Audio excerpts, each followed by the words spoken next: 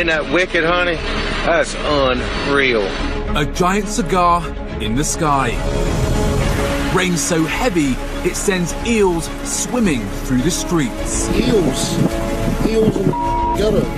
And a sunset stops traffic in New York. Oh, there it is. There's always been weird weather, but today, thanks to the smartphone, more and more of these crazy events are being captured on camera. My feet are going numb. I think we should go.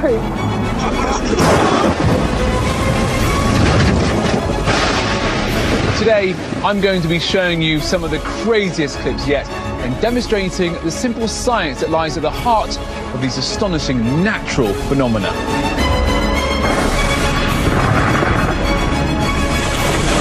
Welcome to the world's weirdest weather.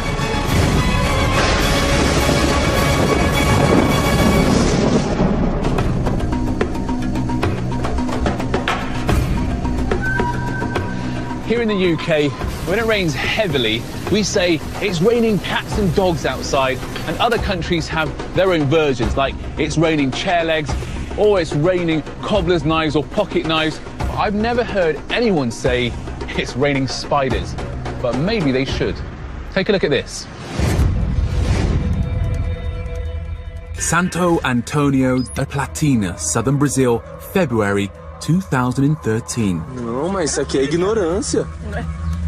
The sky is full of spiders. Thousands of them swarming to form a cloud. Não, mas isso aqui é ignorância. Chover na aranha. Cara, dá até medo de andar aqui. It's an arachnophobe's nightmare. Cara, não vou aí não, velho. Sai daí, Robson. Cara, dá medo. The freaked out onlookers think it's raining spiders, but it's not. In fact, this cloud is a giant communal web, apparently strung between power lines, and it's natural behavior for this species. But don't get too comfortable, because elsewhere spiders can and do get tangled up in the weather, as people in Dallas, Texas discover. There were spider webs on the street lights. They were hanging off the trees. When they were blowing out, they were about 12 to 14 feet long. It was absolutely crazy. Everything was covered in spider webs. North Texas is tangled in sticky spider webs. They're stuck to lampposts, cars, and everything else they touch. On a scale from 1 to 10 of strangeness, I would say this was about a 21. And how they got there is even stranger. They hitched a lift on the wind. Many species of spiders actually use their webs to fly on the wind. It's called ballooning. Spider ballooning is most often seen in young spiders, and they use it as a way to spread out over long distances and find new habitats. These special webs act like sails, so it only takes a slight breeze to get the spiders airborne. There they go. By taking advantage of the weather, the Texan spiders may have traveled hundreds of miles. And it's not just the wind that helps our eight-legged friends take off. Physicist Joe Dwyer explains how spiders can fly using lightning. So the Earth actually forms this electrical circuit called the global circuit. It's energized by thunderstorms. When a storm cloud forms, positively and negatively charged particles within the cloud are separated. This separation creates static electricity, which can be discharged in the form of lightning. But some of this static electricity is not discharged. It remains in the atmosphere. Even if there are no thunderstorms around, there's still large-scale electric fields. They're always there. A spider's web can pick up a few of these charged particles. Just like in a magnet, like charges repel each other. Because the particles on the web have the same charge as the particles in the air, the web is pushed away and the spider flies. Now, if you're very light, like a little spider, then it's possible, if you have enough charge on you or on your little web, to float or to rise in such electric fields. Joe has prepared a simple demonstration to show how this works. I made some homemade spiders. These are actually little Halloween spiders. I've taped pieces of mylar on the end to represent the webs. So I'm going to take one, put it on top of a Van de Graaff machine, which will develop a big charge. Turn it on.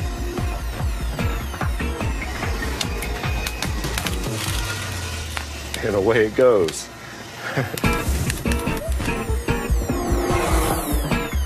So the charge in the web causes the web to rise up in the Earth's electric field, taking the spider with it. So next time you see a spider floating past on a windless day, just remember you could be witnessing the power of the Earth's invisible electric field.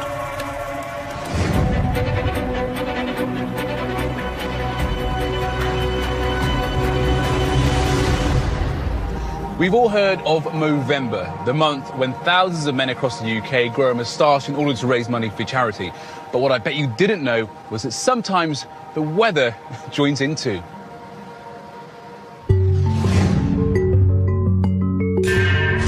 Patagonia, Argentina. A strange cloud drifts across the sky. It looks like a 1970s disco tash. After about 30 seconds, it disappears. It's a fleeting glimpse of one of the world's rarest clouds, a Mustache Cloud. Cloud expert Gavin Pretapini describes what makes these curious clouds so unique. Mustache clouds can be quite thin and rope-like. The upside-down crescent appears to almost rotate because it forms within a vortex of air. It's this vortex that makes Mustache Clouds so rare, as the conditions must be absolutely perfect to create one. A rising column of air, a thermal, encounters wind shear, and this causes the column of air to curl over and develop a vortex. If you imagine a water spout or a tornado, that's a vertically orientated spinning column of air. Well, in this case, it's horizontally aligned. But whereas a tornado's vortex has a strong, powerful rotation, Mustache Clouds are much weaker, appearing and disappearing within a matter of seconds. They appear without fanfare. The moustache curls around, twirls and rotates, and then just evaporates into the blue. It's rare to get a photograph, even rarer to get a video of them. That makes this video from Patagonia truly exceptional. A rare moving image of one of the rarest clouds in the world. Weird weather isn't always as obvious as a funny-shaped cloud or a freak snowstorm. Sometimes we only know it's happened because of the effects that it has on the natural world around us. Just like in our next story.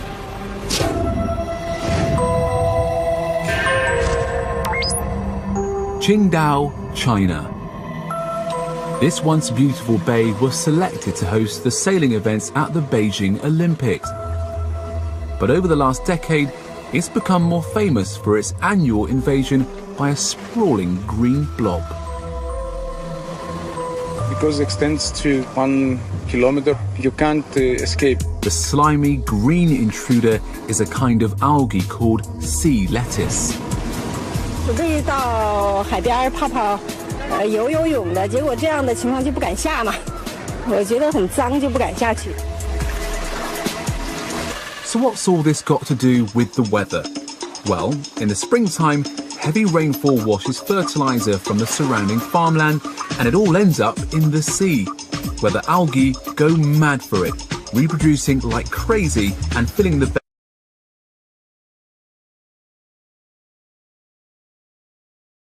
This surf come turf is a harmless nuisance.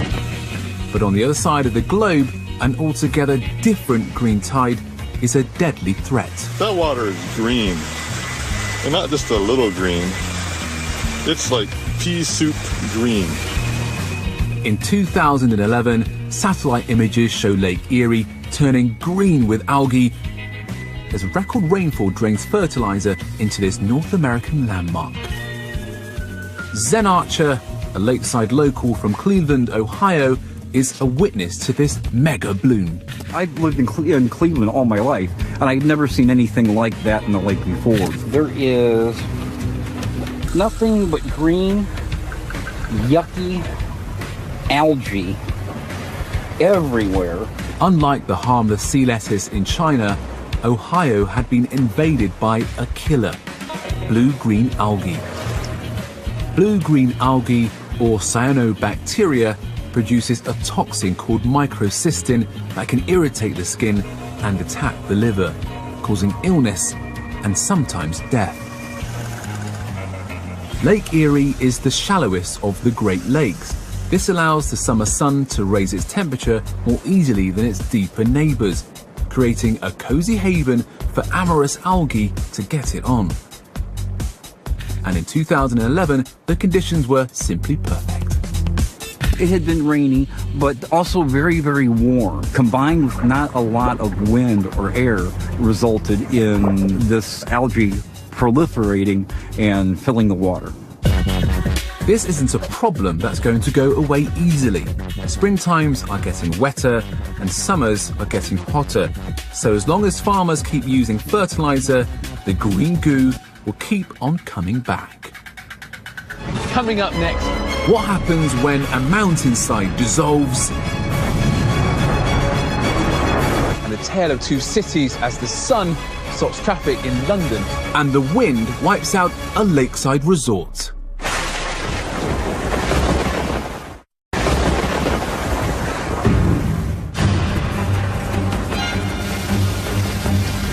Water isn't the only fluid that marches to the call of gravity. Sometimes the forces that hold together a landscape like this one can become unstable, turning solid earth into a fluid mud in the blink of an eye. And the results can be terrifying. Bergen, Austria, August the 4th, 2012. A violent torrent of mud shatters the peace of an alpine summer. Bernhard Asmeyer witnesses the terror. Suddenly, there was this huge sound. Everything was shaking, everybody was shouting outside, "It's a mudslide, it's a mudslide." The summer of 2012 sees weeks of baking hot weather that dries and hardens the ground in the mountains above. Then, a sudden rainstorm breaks this material loose. It tumbles downhill, picking up debris. Until it's a river of mud and boulders as big as cars. Perched on a rooftop, Bernhard captures the enormous mudslide tearing through the town.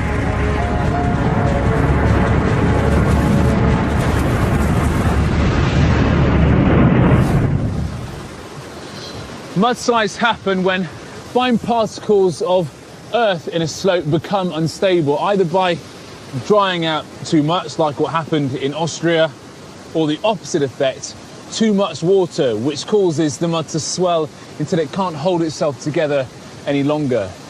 In both situations, the greatest danger is to the people that live below, because the flow of the mud can pick up huge rocks and boulders on the way down. And of course, the steeper the slope, the faster these rocky projectiles bounce down the mountain. You can imagine two of these coming towards you at 50 miles an hour. Despite the danger, Bernhard keeps filming. It was like watching a movie, but you are part of the movie.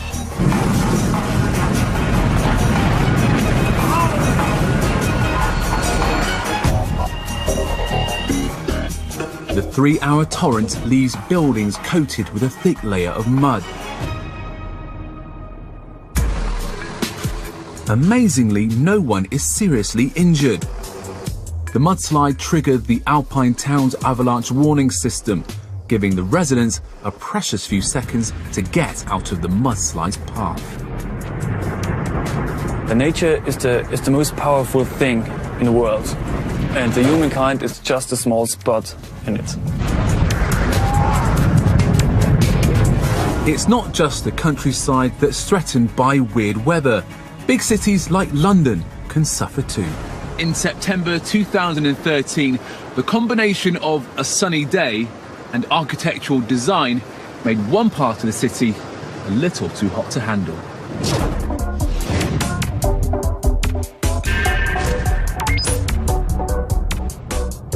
It all begins as a typical summer's day.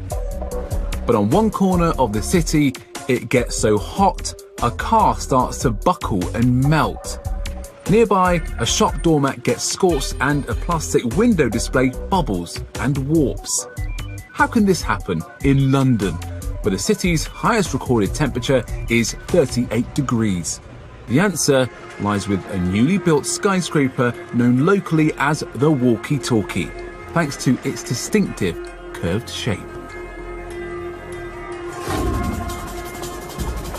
What was happening in London was similar to what I'm doing here. The magnifying glass is concentrating the sun's rays down to a single point on the paper. And that's what was happening to the building. It had a mirrored outside and a concave shape, focusing the sun's rays down to a single point on the pavement. Unfortunately, that was where the car was parked.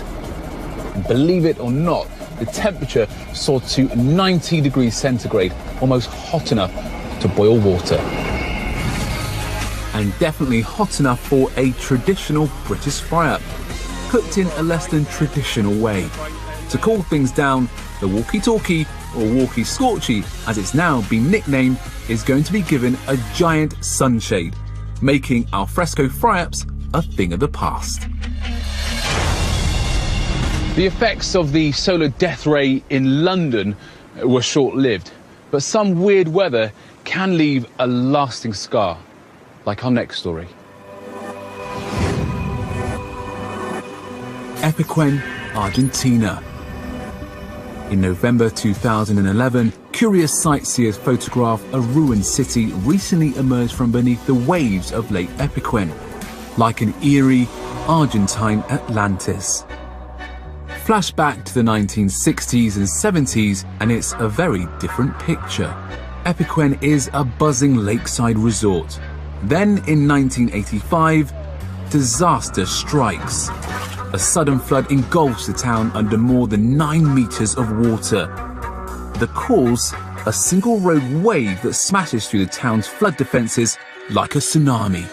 We usually associate big waves with the sea and not lakes, but there is a simple explanation.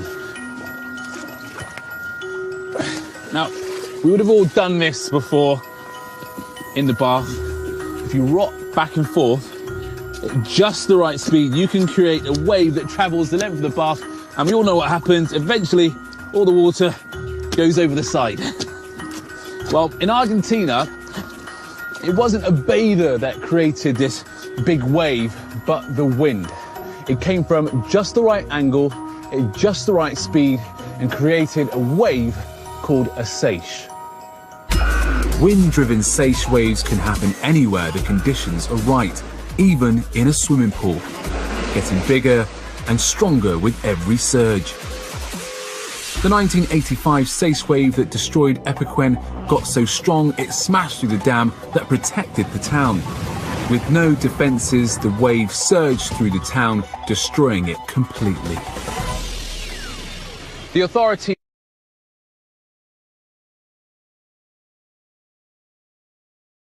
quickly realised it was easier to abandon the buildings than rebuild the protective dam. So the houses were left knee-deep in water, the residents found new homes, and the resort became a ghost town. For nearly a quarter of a century, Epiquen is lost. But since 2009, the town has been making a comeback.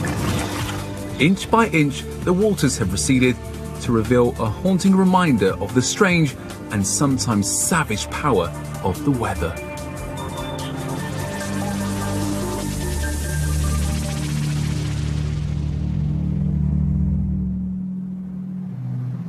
Most people see a cloud every single day of their lives. And if you live in the UK, you get to see a fair few more. But it's not often that you see a cloud that makes you stop and stare. And that's exactly what happened in the US in 2012. Sea Isle City, New Jersey, June the 7th, 2012. An ominous cloud looks like an advancing apocalypse. Looks like a real bad boy. In fact, it's a rare roll cloud. Very unusual. Huge clouds. Whenever and wherever roll clouds appear, they certainly capture people's attention. Isn't that wicked, honey? That's unreal. Cloud expert Gavin Pretepenny explains how these ominous clouds form.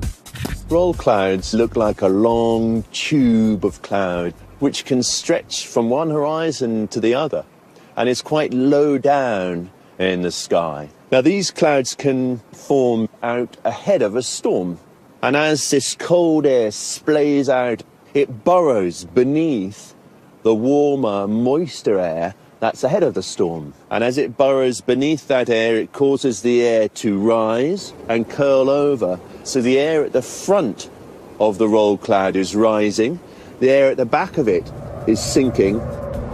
This rising, cooling and falling cycle condenses water vapour into droplets of liquid water, forming a visible cloud.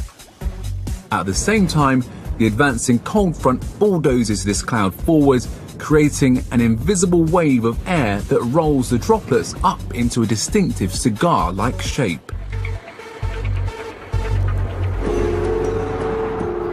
Roll clouds might look dangerous, but they're not. At least not to us on the ground. But what about for anyone who ventures closer? In October 2011, hang glider John Hesh finds out in a close encounter with one of these meteorological giants above the coast of Southern California. That day was special because I watched the cloud grow and develop and extend all the way up here, and flew it for an hour and watched it dissipate and disappear. The cloud doesn't hurt Hesh. In fact, it helps him to defy gravity. When we fly a hang glider, we're constantly sinking at 200 feet a minute, but when the wind blows hard enough, it counters that sink rate and we can fly around as long as the wind blows. At the front edge of the roll cloud is an updraft. So long as Hesh stays inside it, the rising air will keep him airborne. It's a visible highway in the sky. It defines the lifting area, as close to being a bird as I know. When they appear, it's a magical afternoon. Magical may be, but judge it wrong and you could be in for a crash landing. Lifting air is something that gliders live for.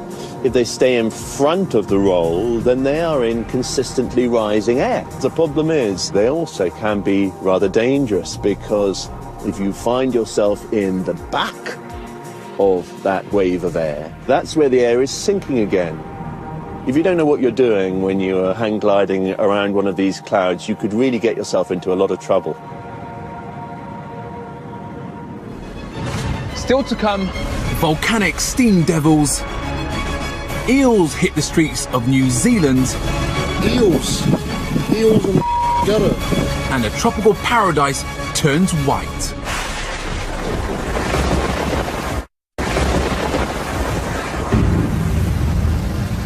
when it rains, the natural thing for you and I to do is to run indoors and take shelter. But I know one slippery creature that takes it as an opportunity to come out of hiding and do a bit of city sightseeing. Just take a look at our next story.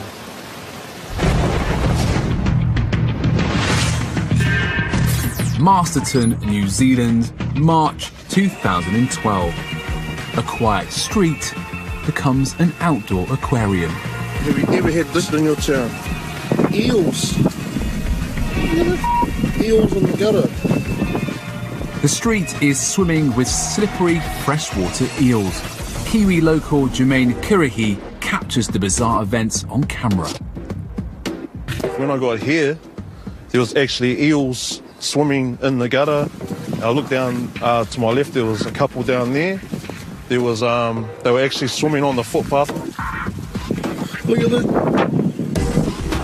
eels on the road. When we got out and actually saw that there was eels swimming around, yeah, it was a bit of a shock. So first time I've ever seen that in the streets. How did a dozen eels slither into a suburban street?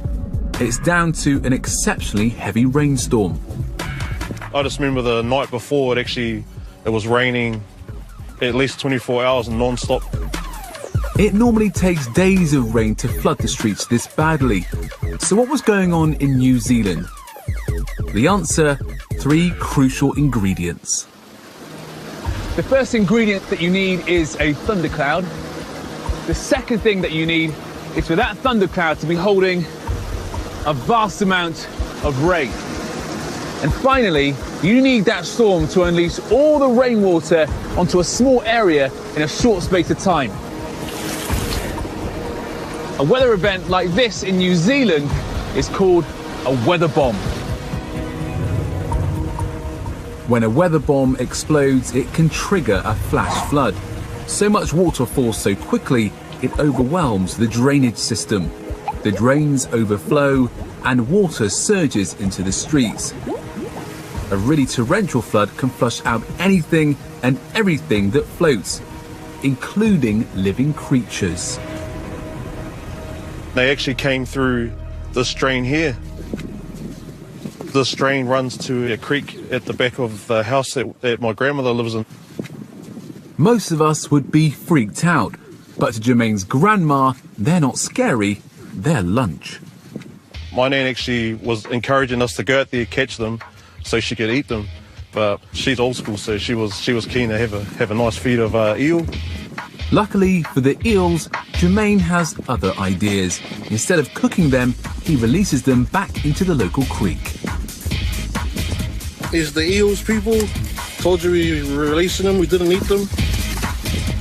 So next time it rains, don't forget your umbrella and your fishing rod.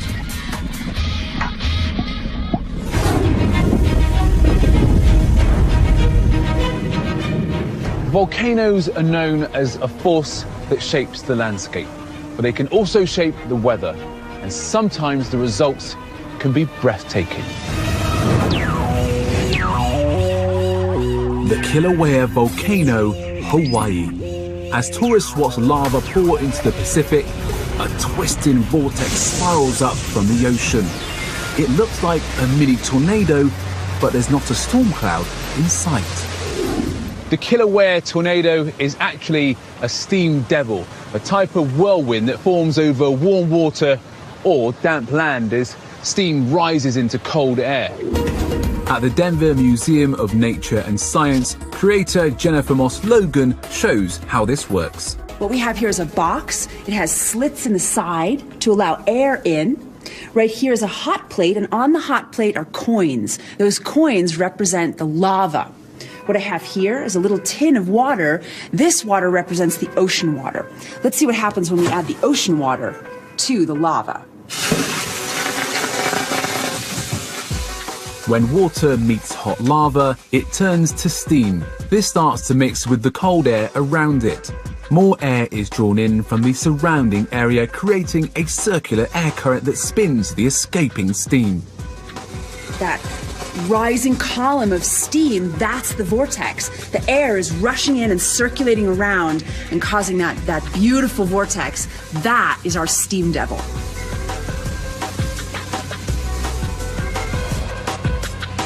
Kilauea steam devils grow so big and strong that they can often be mistaken for waterspouts. But there is an easy way to tell them apart. Waterspouts form from clouds, so if you follow them up, you'll see the cloud that made them.